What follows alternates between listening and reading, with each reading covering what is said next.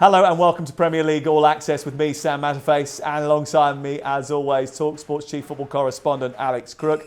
And he enjoyed it so much last time that the former Chelsea and Middlesbrough midfielder and Republic of Ireland legend, Andy Townsend, is in the building.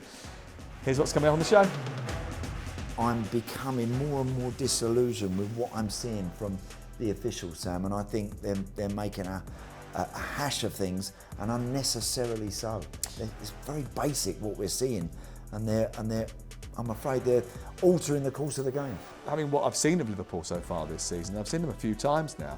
They aren't quite perfect, but they've got a bit of that mentality monster back again, haven't they? And that makes them title challengers.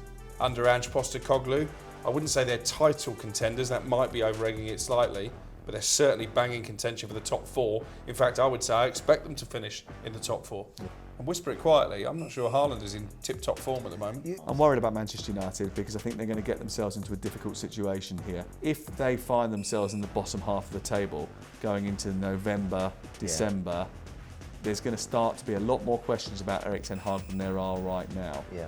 I don't know what the solution to these problems are. Sense, Sam, something is definitely happening, Crookie, I do. The bedrock of any team that wants to threaten maybe the top six, and I genuinely feel that Villa can do that. Welcome, gentlemen. Welcome, one and all. A fascinating weekend to look back on. Obviously, we're going to talk about the VAR decisions. And I sort of think that actually, and we'll talk about them individually in a few minutes, but I think VAR had too much of an impact on the weekend's results this weekend. Well, it certainly did. I was at Spurs, Sam, and I really enjoyed the game. It started absolutely as you'd want a game to start between two good teams. They both looked like they wanted to play, both looked like they wanted to impose their will against their opponent. Everything was set up to be, I think, a fascinating game. It was still intriguing. Obviously, we had the Curtis Jones red card, which changed the dynamic of it. And then, of course, we had the Luis Diaz situation, which was astonishing, quite frankly. It was an aberration. You were at Wolves against Manchester City, which was a massive result for Wolves, and a massive result in the context of the way that the Premier League may well end up going. You spoke to Gary O'Neill afterwards. Are the Wolves fans taking to him?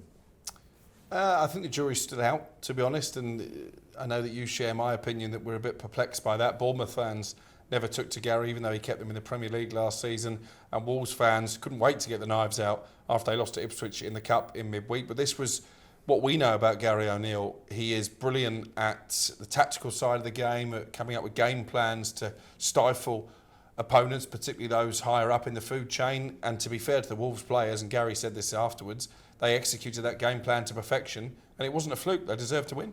Now, I'm going to sound like a little bit of an idiot here, but I went to Aston Villa 6, Brighton 1. And actually, Aston Villa, they were okay. They were good in the game. They were all right. And Brighton was certainly off it in terms of, but it was never a 6-1 game. Right. And that game was so influenced by what happened in the first half because of the intervention of the VAR. And you just think, it was so, that set the tone for the weekend, really. Everything that followed ended up being a controversial, a series of controversial incidents. Do you know? I've always felt that it needs footballing expertise as well as those that understand the laws of the game, of course. But I genuinely feel more than ever now that a lot of the mistakes that we're seeing. When I look back at the Onana one at the very start of the season, at Wolves up at Old Trafford. Yes, yeah. The goalkeeper that comes out, does a haymaker, doesn't get penalised. If you've only to play the game, or I think have a very good understanding, even as a fan, to see Onana came out with his hands like that. Yeah. Now, that ain't coming to catch the ball, no. Right? Not with any success, anyway. He's coming out. Only if it's a beach ball. He's only coming out because he knows he can't get there, and he's just going to disturb what's in front of him, potentially foul what's in front of him. And then as soon as I saw, watching at the weekend, and it was strange because I was commentating on the game, and so you see the great football from Liverpool, you see the Luis Diaz finish, which was terrific, and then we go back to see the VAR check. And no lines came up, obviously, on the graphic in front of us immediately, which kind of had everybody on the gantry just sort of looking at each other briefly for a moment. But you could see from the still of when Salah's about to pop the ball and split that Tottenham defence that he looked onside. And And again, I don't know what they're looking for. I don't know if they're overthinking it. I don't know if they're trying to find stuff that doesn't necessarily exist.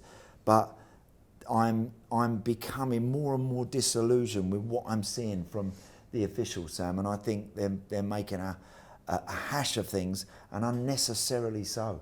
It's very basic what we're seeing, and I'm afraid they're altering the course of the game. And that's the problem.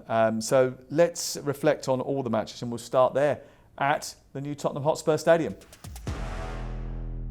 Spurs 2, Liverpool 1, heavily influenced by that goal that didn't stand. Luis Diaz scoring at 0-0 when already Liverpool were down to 10 players. And congratulations to Spurs, because they've overcome Liverpool for the first time since 2017. But I thought Jurgen Klopp dealt with this in an admirable way, really, because I mean, we've spoken to Alan Pardew, actually, the two of us, earlier in the day, and we said, how would you have reacted if it had gone the other way? And he said, I would have gone balmy. The emotions that are going through you are crazy. The fact that they told Jurgen Klopp at half-time, I think, gave him 45, 50 minutes to calm down before he was in front of the cameras. Yeah.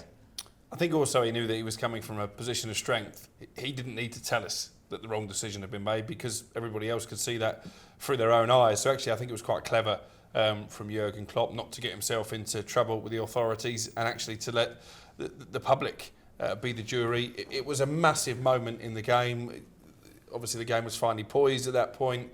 I think Curtis Jones' red card, probably, we agree, by law was a red card. Jota's a bit unlucky because the first booking isn't a booking, but having picked up that yellow card, I think he needs to take some responsibility for then going in with a brainless challenge, in my opinion, that is always going to result in a second yellow card. But obviously, there's no defending the indefensible when it comes to the Diaz incident. In fairness, the PGMOL haven't done that. They released a statement.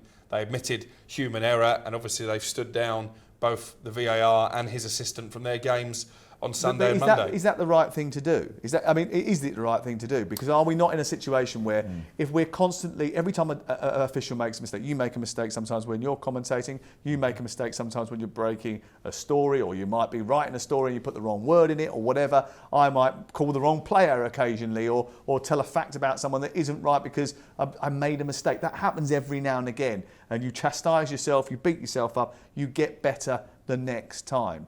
Do you think, but by taking them off the game, you're actually making them an example of them, punishing them too heavily, and actually putting the fear of making bad decisions in their mind, which makes everything a little bit more fearful and I don't know, Puts delayed. Them on edge. Put them on edge, yeah.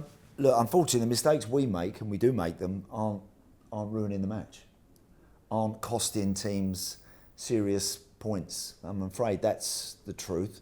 We can make glaring errors in commentary, and I've been doing it for a very long time, and I have done it. Of course I've done it. And some people pick up on it, some don't. That's the nature of kind of what we do. Unfortunately, if you're an official, and if you're a Premier League official, then you make a high-profile mistake when your job is to check a goal. Go through the procedure, check that goal. To now all of a sudden hear that they weren't sure about the on-field decision and whether or not they should be. Well, they told us they thought that the goal had been given, and therefore they said check complete because they didn't see a reason to disallow the goal. Do you not think that's true? Oh, man. Look, I'd like to hear the audio. That would convince me more. It's not a brilliant defence if it isn't true. So I'd love to hear the audio of what went on there. But if you're striving for excellence, Sam, and we are, we know our officials are going to make mistakes. Referees aren't going to spot everything as it happens in real time. This is why we have what we have now. This is this system that is in place to check and to double check and to make sure that as near as damn it, we get a lot of these calls right. The subjective ones are still up for debate. The subjective handballs and the penalties, they're still very much up for debate, and whether something was clear and obvious, that still freaks out fans and gets into the minds of everybody that's watching it.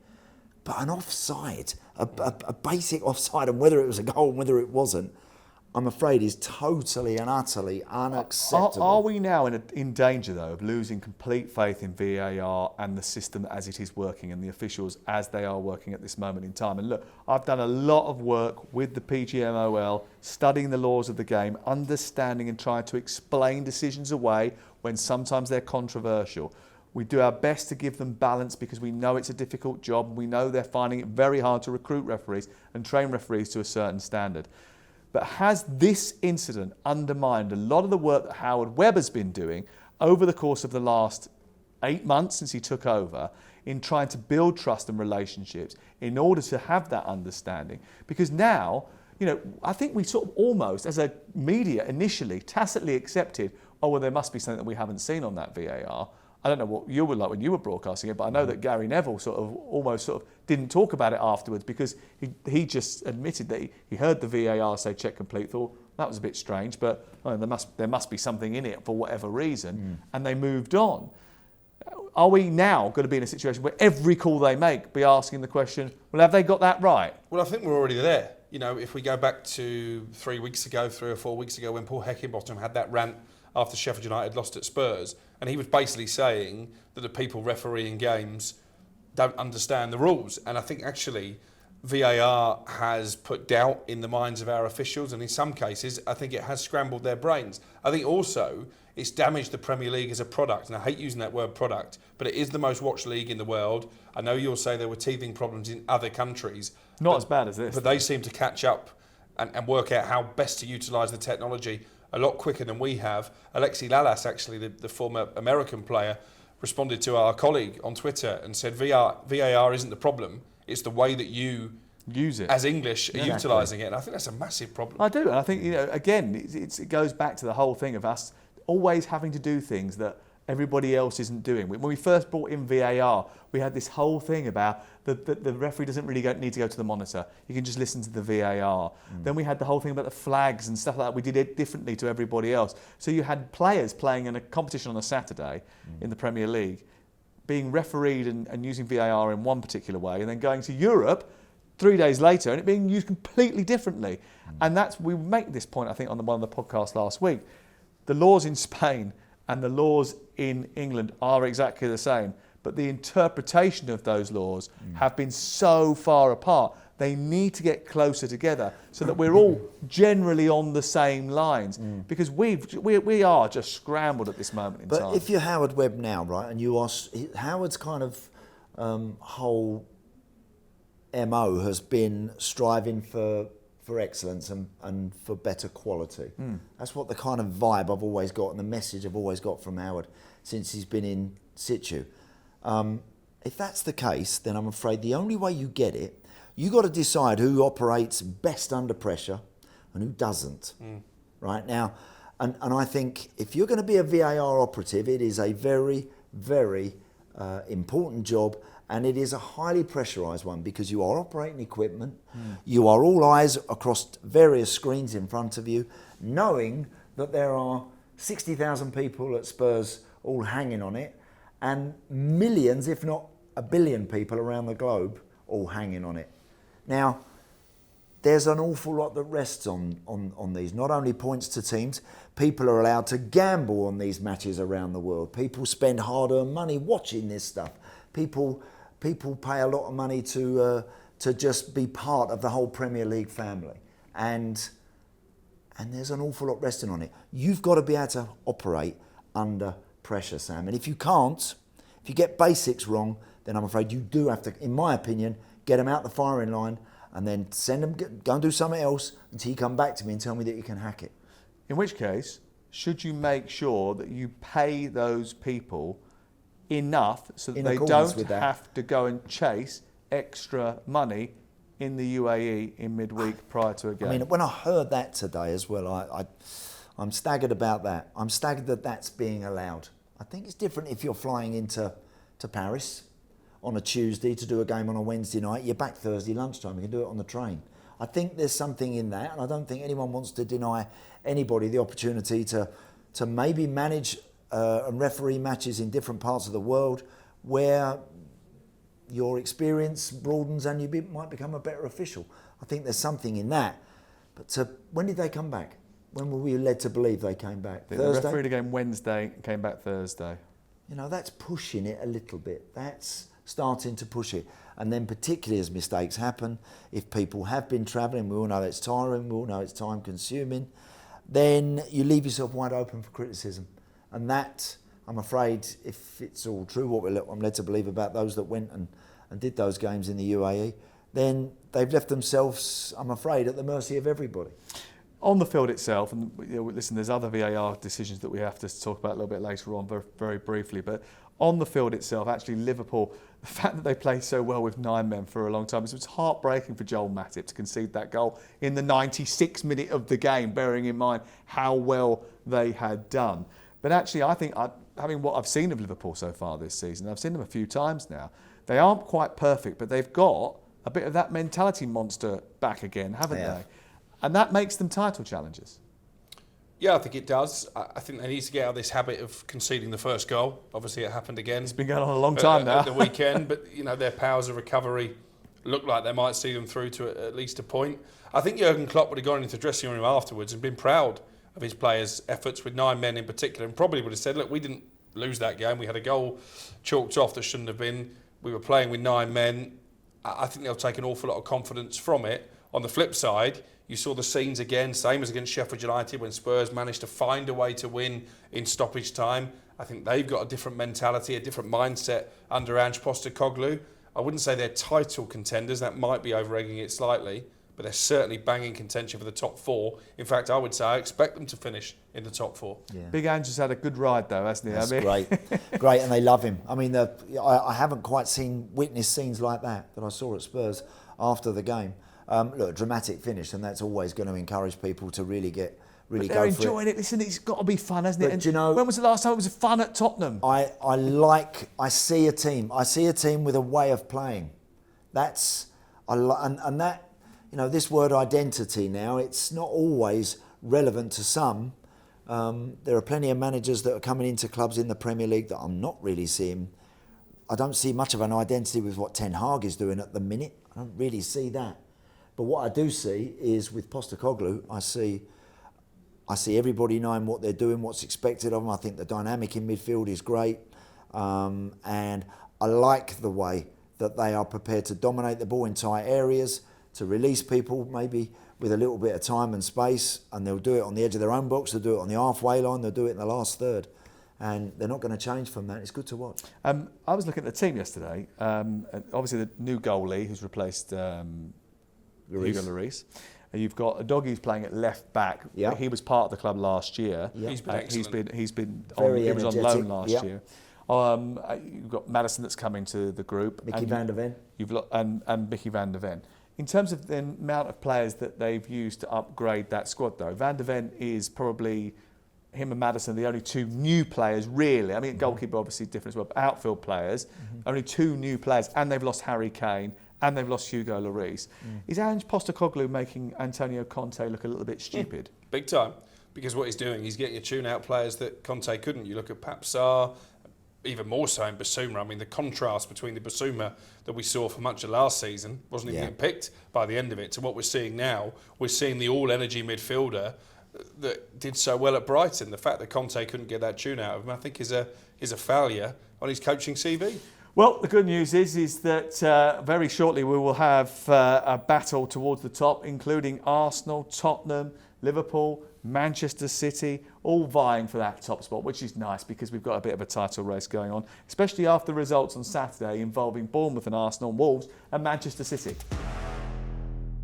Arsenal maintaining their unbeaten start to the season. They netted 4 against struggling Bournemouth. Bournemouth struggling in terms of, I think, finding their identity under Andoni Iraola. But Arsenal certainly aren't. Perry Groves was a little bit annoyed about the fact that he left on some of his big hitters in the second half when the game was won, because one of the problems they had last year was running out of steam. Should he have taken them off earlier? I don't think so. I think sometimes, I think when a team has got themselves into the real box seat in a match, when you get 2 or 3 up, it's when they really start to enjoy it. That's why Ben White got up there in the box and nodded the 4th one in, because I think all of a sudden the freedom is there, and it's nice to have your players absolutely full of confidence. And look, I think there's 2 ways you can look at that. I wouldn't be critical of Mikel Arteta letting his players really enjoy that moment, and I think in absorbing that feeling of being totally dominant and really amongst the goals. I think that's important for them to get that ruthless element in their game again. Got a nice Champions League group, haven't they? Really. Yep. Good dream group. And they're playing on Tuesday night again, and I think they've not hit the ground running is probably the wrong way of saying it, but even if they haven't got the connections right in that midfield area, and even out on that left-hand side where it hasn't quite been a consistent selection, Jesus played there again.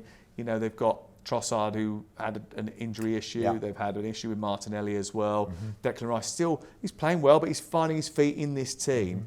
It's a nice start to the season for Arsenal, isn't it? Bearing in mind that they've put 17 points on the board now. Yeah, and if you can put 17 points on the board and cruise to victory in your first Champions League game, and we're saying they've not hit top gear yet, then that's a sign they're in for a very good season. Obviously, they've got a massive test now next weekend against a Manchester City side who are going to want to bounce back from what happened at Molineux. But if they can win that game, and it's a big if because Arteta's record against Guardiola is lamentable, despite the fact Perry was trying to claim a draw at Wembley as a victory in that game. Did beat him in an FA Cup semi-final as well. But if he can get that elusive first Premier League win over his old manager, that's a heck of a statement that Arsenal are very much part of this title race. Looking forward to that next week. Are you going to that one? No, I'm not going to that one. I'm not at that one on the weekend, but I shall most certainly be watching that one. I mean, I think, and for me, I whenever I've seen Arsenal and Mikel Arteta take a team and put a team up against Guardiola, I've always felt Arteta's trying to out Pep. Do you know what I mean? Well, overthink Pep. Well, yeah, and don't do that. Let them go. They've got enough. Yeah. Let them go. I'm not totally convinced about where City are just at the minute by their incredibly high standards. Because they lost on Saturday against Wolverhampton Wanderers 2-1. You were there, and there was a Rodri-sized hole in the middle of the park.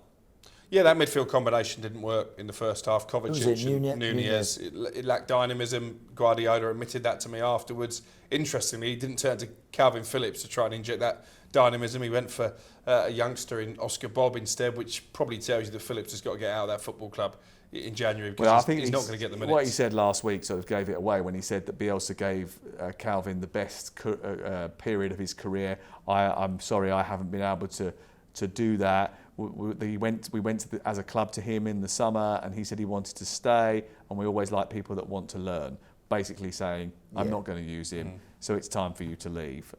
Unless you find a gear or two, you're not going to play. Yeah. And he looks to me at the moment, Calvin Phillips is miles off the pace. He looks totally short of match practice and confidence, I'd imagine, as well. Confidence has absolutely gone, but he doesn't look sharp. How would you react as a player in that situation? We've all been there, Sam. All been there in moments when confidence is low. I was always lucky enough, and I say lucky enough. I was invariably selected most times, but there was lots of times when I knew teammates were looking at me as if to say, "How's he playing today?" Maybe sometimes when you're skipper, you get the nod in that respect over others that perhaps would get left out. A bit more leeway, yeah. You get a bit more leeway, you do. Plenty of times when I know that I've looked in the mirror and said to myself, come on, you need to liven up a bit here, you're not doing enough. So we've all been there, and you can listen to this one, you can listen to that one. If I was Calvin Phillips, I'd shut the door, look at myself in the mirror and say, I need to do more. I've got to find more from somewhere. You can't keep blaming it on this and blaming it on that. It comes back to you, and you've got to find the answers to it. Yeah, it was an interesting quote from Pep Guardiola afterwards when he was sort of asked about whether or not possibly complacency had set in or whatever. He said, when you win 4 Carabaos in a row and 5 Premier Leagues in 6 years, this is not complacency. It's a game of football, and your opponent can beat you. And the opponent did very well. The game plan was excellent. We've already paid tribute to Gary O'Neill, the way he set his team up. I think we're all a little bit sort of don't really get why the Wolves fans haven't taken to him, bearing in mind that they've done very well against Liverpool and lost. They ran out of steam. I think maybe they just didn't have the stamina to be able to keep going for 90 minutes. They were very good against Manchester United, should have got something out of that game. And obviously have now beaten Manchester City. I mean, actually, it's been a very good start for someone who's come in 5 days before the season. Yeah, it's been superb, and so many standout performers from the Wolves team. Matheus Cunha, how disciplined he was, leading the press, doing his defensive duty from the front, the speed of mind that he showed to actually lay the ball off to Hwang for the winner. Hwang's energy, the fact he scored 5 goals already this season. Lamina was excellent in midfield as well. Semedo gave City a real problem down their left-hand side. And then there was Craig Dawson, who for me was absolutely imperious up against Erling Haaland. And whisper it quietly, I'm not sure Haaland is in tip-top form at the moment. You have to play. You have to be brave. When Newcastle played against City in the week, last week, was it last week? Wednesday, yeah. Wednesday night. When you and first half it was all City, and you're thinking it's only a matter of time. Second half, when Newcastle decided, look, let's not wait to go 1 down before we have a go at this team. You've got to be brave enough to have people to run beyond City's players. If you just keep passing, we'll keep the ball, and hopefully they can't hurt us. They're not fazed by that, Manchester City. The way you hurt City is you've got to be brave enough to take them on and to run past them. And Wolves, for all their deficiencies, have got boys that want to do that. Yeah. Pedro Neto, we didn't mention. Neto, Cunha. All these boys want to run. And they're not perfect. I mean, Neto actually, I think, is going to be a real top player. Yeah. Cunha, I think, has got so much potential, but hasn't got that final X factor in front of goal. No. And Hwang, what he lacks in technique and quality, he makes up for in endeavour, fitness, and just a bit of a knack for being in the right place at the right time. Actually, yes, he walked past us in the tunnel when I was speaking to Gary O'Neill, and Gary turned to him and said, "You're still running, Hwangy? You know, yes, all your energy's there." Yeah, he's still. No, they've. I like what Gary does. I liked what he was doing at Bournemouth. I thought it was incredibly tough on him, that decision, but one he had to take on the chin. And again, applaud him for getting back in at the earliest opportunity. And there are certain traits that he's got in his team that I think plenty of other Premier League teams would love.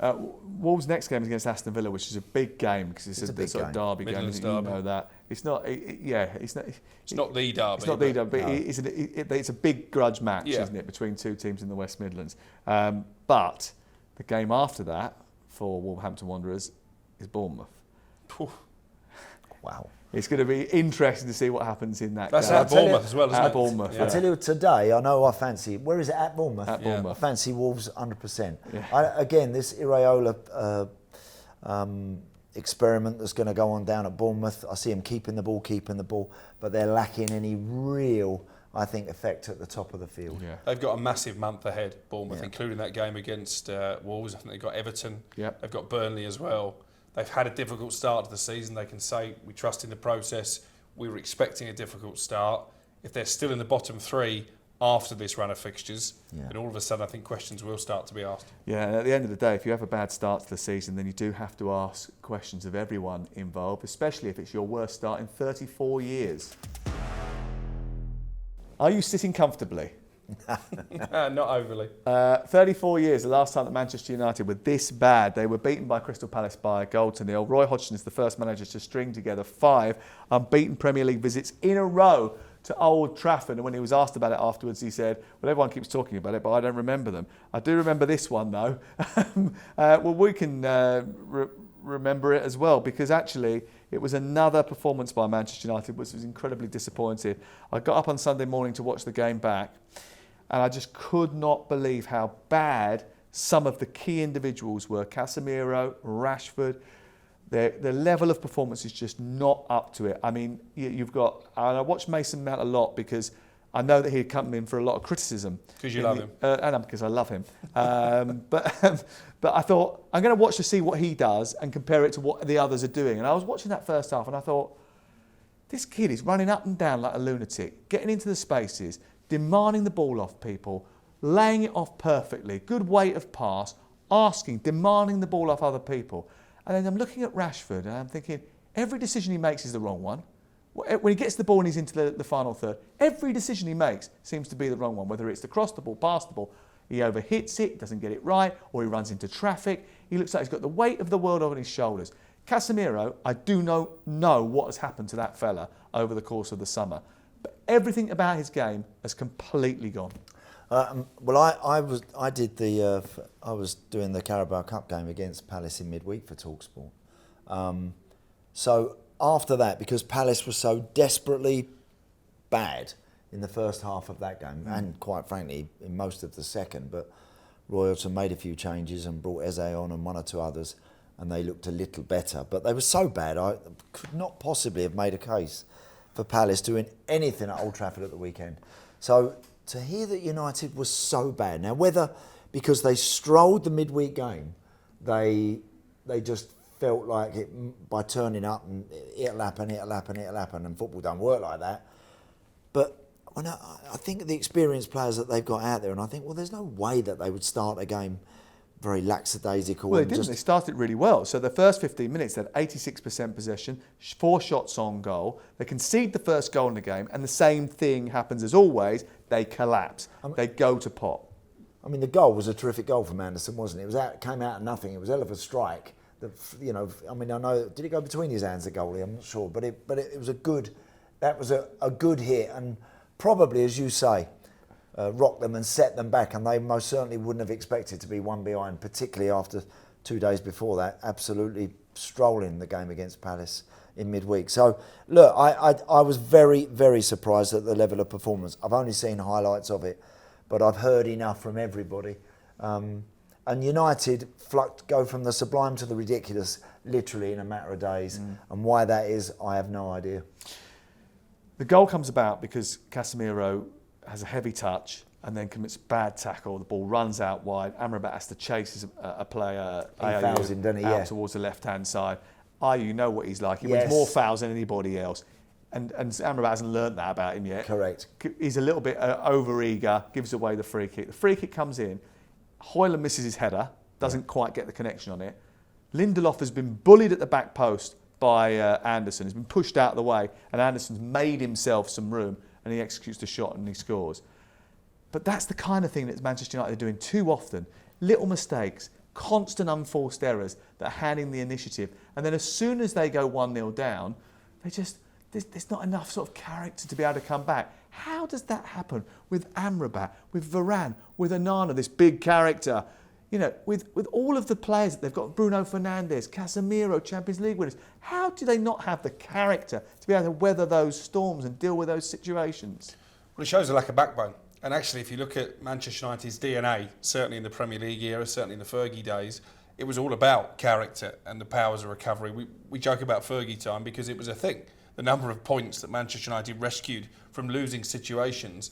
With this group of individuals, you know that they're fine all the time, it's going well, but as soon as they face a little tiny bit of adversity, they will. So there is a lack of leadership, there's a lack of backbone, but they had there's it a lack of last year. character. Do you remember last year there was a spell in the winter, January, February time, they were trailing, they came back from behind against Barcelona, they came back from behind against West Ham in the Cup, they came back from behind against Fulham in the FA Cup quarter-final. They went through a series of games where they were showing that mentality.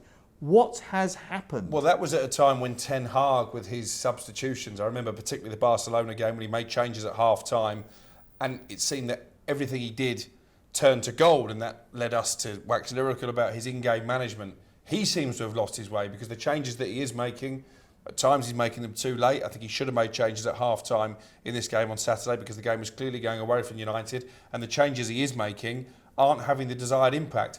I've defended Ten Hag a lot on this podcast. I'm struggling to defend him this weekend. I didn't like the team selection. I felt like Harry Maguire played his way into the team against Palace did well in midweek. I thought he did, yeah. I felt like Pellistri and Garnacho should have both started. If that means Marcus Rashford has to watch the game from the bench, well, look at your form, fella. You don't deserve a place in this starting lineup. So after how well those young players did against Palace in midweek, Hannibal as well, it was an opportunity actually for Ten Hag to send a message to the senior players who have been underperforming. You've got to earn a place in this team. He didn't do that. And I think he's picking teams now on reputation and not on performances, which is ironic when you look at the Sancho situation. I'm worried about Manchester United because I think they're going to get themselves into a difficult situation here, especially with the games that are coming up. They've got a big, huge derby match coming at the end of this month. If they find themselves in the bottom half of the table going into November, December, there's going to start to be a lot more questions about Erik ten Hag than there are right now. Yeah. That in itself is going to be an issue because they've recruited for Erik ten Hag. So I don't know what the solution to these problems are. No.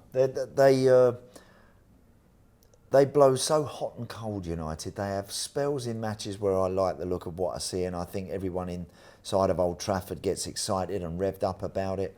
And then they drop away at such an alarming rate. It's like they go off a cliff. in the other direction. And so that, as for a coach, can be quite difficult sometimes to actually sort out. If it's individual errors, just individual errors, sloppy mistakes, you can with personnel, with changes and with the different coaching methods with that individual, you can sometimes change that.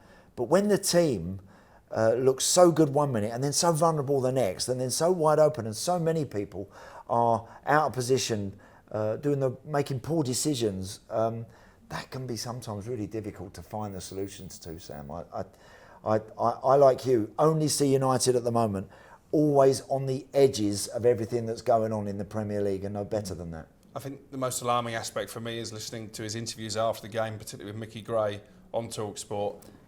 For the first time, it felt like Ten Hag was out of ideas, that he was exasperated and didn't necessarily know how to fix these problems, and that isn't a good sign. Yeah. How are you feeling now? Oh, absolutely ecstatic, especially when you remind me there's a Manchester derby on the horizon, which I think we're going to be at together. That'll be fun. I can't wait. It's going to be great. OK, let's get to Villa Park, because that was an absolute goal fest. Aston Villa 6, Brighton 1. It wasn't a 6-1 game, and that's really, it sounds stupid, because Aston Villa now have won 10 consecutive Premier League games, which shows, I think, a degree of character that was definitely missing prior to the arrival of Unai Emery. He deserves credit for that. Only Manchester City are on a longer, ongoing home winning run. They've won 13 out of 13. It was a really strong display, especially as the game went on. But there were 2 VAR decisions that altered the game, and they altered the game because, listen, the first goal, 1-0, really well crafted, brilliant. Brighton were not on it. They were just not at the races. No. Odd team selection, really, I thought. I know that Roberto De Zerbi said to me afterwards it was to do with mentality, and he was worried about a bit of mental tiredness amongst his team. But I think if you set the tone, if you give a first Premier League start to an 18-year-old in a game against a team that are winning every single week at home and they're at the top end of the Premier League, I think you're asking for a bit of trouble, really. But the first goal is fine. The second goal is offside. The third goal, there's a foul in the build-up to it, and both of those should have been ruled out because of VAR. I can't 1-0 at half-time is different to 3-0. It is a different game. I can't disagree. I thought the first goal was excellent. I thought it was a terrific goal, the first one. And I've watched Villa twice this season in the flesh, and I sense, Sam, something is definitely happening, Crookie. I do. I feel something genuine is there, something tangible is back. Listen, for a long time now, Villa Park had been a graveyard. It had been such a tough place for the home players to go and play. For seasons, probably had to go back to Martin O'Neill's time before you found a Villa team that were playing with confidence at home. Long time ago. I think they've got that back, and I think that is the bedrock of any team that it develops, and the bedrock of any team that wants to threaten maybe the top 6. And I genuinely feel that Villa can do that. I like the balance in the squad. I like the pace they've got. I think saying to Ollie Watkins, you are my man, you're absolutely the 9, and go and do what you do, I think was a wise move. I like John Duran as a change and as someone, an alternative. But I just like the balance of what they do, and I think something genuine is happening. Ollie Watkins didn't do himself any harm in terms of getting into the England squad in front of Gareth Southgate, getting a hat-trick. But he's a brilliant foil for everybody else that's around him. And I think Andy's right about the confidence. If you tell him that you are the number 1 man, he can thrive. Yeah, and I think he's the type of player that Gareth Southgate will love because of his attitude, because of his application. He's come up from the EFL. He isn't a big-time Charlie. He'll follow his manager's instructions. I think he deserves to be in this England squad on Thursday. I think you'd argue, certainly based on his last 2 performances, he obviously scored the winner at Chelsea as well, that he probably deserves to be in there ahead of someone like Marcus Rashford. So that's going to be fascinating to see which direction Gareth goes down. But I agree with Andy, that I fancied Villa to achieve something decent this season. Well, you think they're going to finish above Newcastle, don't you? Well, I've got that bet with Jim White. I think it's going to be close. I think it's going to be closer than a lot of people expected. Obviously, Newcastle have kicked on now. They've won their last 3 Premier League games, and they've won them with a minimal of fuss in the last 2. So Eddie Howe is building something as well. But I think Andy's right. I think the Aston Villa fans certainly have faith in this manager and in this group of players. I take on board what you're saying, by the way, about the decisions that changed the course of the game. But I've got to say, Brighton were really poor defensively. Really poor, and actually when you concede 6 goals, you cannot blame VAR for what has happened in the game. There's no doubt about that. They've conceded 11 goals in the Premier League now. There's far too many for a team that want to be in the top 4. Spoke to Roberto De Zerbi afterwards, and he said, hands up, we weren't good enough. And I actually quite like that. And I think it's better sometimes if you just walk into a room and say, totally my fault. Yeah. I picked the wrong team. I've got it wrong. The tactics were wrong. We made a mistake. I think he started to tinker a little bit too much. You see 8, 9 changes. Obviously, they're trying to balance their European aspirations with the Premier League. Changes the goalkeeper a lot. I'm not a massive fan of that. I don't think defenders particularly like having the goalkeeper rotated. So I think he's still got to settle on a formula and on a top team, because when they name their top team, they're a force, Brighton, but maybe the squad depth isn't quite as strong as his constant tweaking. Well, I think they thought it was strong enough, but ultimately, I think when you change so much so often, it doesn't get a chance to bed in sometimes. I'm very surprised that the coaches and this, as Crookie said, this rotating of goalkeepers. I find that meddling. Why? Purely, Sam, because it is behind your centre forward. It's the most important, and only just behind it, I think, the most important position in the team. A goalkeeper that's out of sorts, a goalkeeper that you're not sure of, a goalkeeper that you're not quite in sync with, is the most debilitating thing. Because it can cost you so dear. It can wreck a season. It can ruin your chances of European football, winning trophies, if someone you put between the posts ain't good enough. And everyone in the team knows it, everyone in the stand knows it, but for some reason the coach wants to put him in, because the coach wants to say, these 2 guys, I can do that. Because I'm that good. I'm that good a coach. I can put this one in when he don't play, and he can be just as good as the one I'm taking out. It's the biggest load of rubbish you've ever heard in your life. There will always be a number 1, and there will always be a number 2. Every player knows it in the squad. Everyone knows it in the ground. Stick to your number 1. There you go. Right, let's move on, quickly take a look at some of the remaining fixtures and how they played out. Everton beaten at home against Luton. Great for Luton, really pleased for them, but Everton are in massive trouble. Give me it in 30 seconds. That was a shocker, and I didn't see it coming. They won their last Premier League game. They beat Villa in the Cup in the week. I know both teams made changes, but it felt like Everton was starting to get their act together. Calvert-Lewin was You fit. told me they were going to be okay. You said, I've seen them on Wednesday night. I've been at Villa Park. It's great. I was shocked by that result. For me, if you take away Wolves Man City, this was the most surprising result of the weekend. But do you know what Luton did? Luton got it in the box. They went back to what they're good at. They put it in the box and they said, go on, we'll get the big guys in there and we'll look for the second ball. Even Tom Lockyer's goal was brilliant, the way that Ashley Young thinks he's clearing it off the line. He's chucked himself at it and it's in the back of the net. Yeah. That's what Luton have got to do. Don't worry about trying to overdo it and overplay. And Carlton Morris was brilliant in the game, wasn't he? Such a presence. He's going to be a handful. Yeah, he is a handful. Get it in that box, and that's a real big win for Rob Edwards and his players. And now they've got to keep it there at that level. Yeah, we mentioned Newcastle and their victory, not going about them with any degree of fuss, just getting the job done and getting back out again. Burnley, though, still looking for their first Premier League win. In fact, all the teams that are still waiting for their first Premier League win are in the bottom 3 at this moment in time. And that also includes Sheffield United, who were beaten by West Ham by 2-0. Another relatively simple victory for David Moyes, who's done 900 games as a manager. Brilliant achievement. Yeah, Moyes, fantastic that is. I mean, look, and we applauded Fergie when, in that incredible run that he had and the amount of games that he had, where he was having to, and he openly admitted, I've had to adapt and change, and times move on and players are different characters, different breeds of players, and you've got to go with the times. Moyes has also had to do that. He's had a certain type of player when he was at Everton, and then he's had to move on, and he's now had to cultivate something very different at West Ham, and was on the back end of a lot of stick not long ago, won him a European trophy, and again looking consistent again right now, and that's what he does. Forest drew 1-1 against Brentford on Sunday, a rather underwhelming game actually, but it was notable for one, Forest fighting back and getting a point when they were 1-0 down and went down to 10 men. Don't think we can have any arguments about the red card, no? No, I mean, he's had 2 nibbles. I think it could well have been a straight red as opposed to 2 yellows, to be honest. Yeah, but we did have a bit of a problem with the fact that there was a handball by Nicolas Dominguez, who's just been transferred and actually scored the goal. He had his hand right up beside the side of his head, and the ball appeared to be headed onto it by the Brentford player inside the penalty area, yet VAR did not give a penalty. It looked like a clear handball to me. Probably tells you about how bad a weekend it was for VAR, that this decision's almost gone under the radar. Do you think, Crookie, because of what had happened at Spurs, do you then think all of a sudden this is what I'm talking about operating under pressure and the demands of what we're asking these people to do?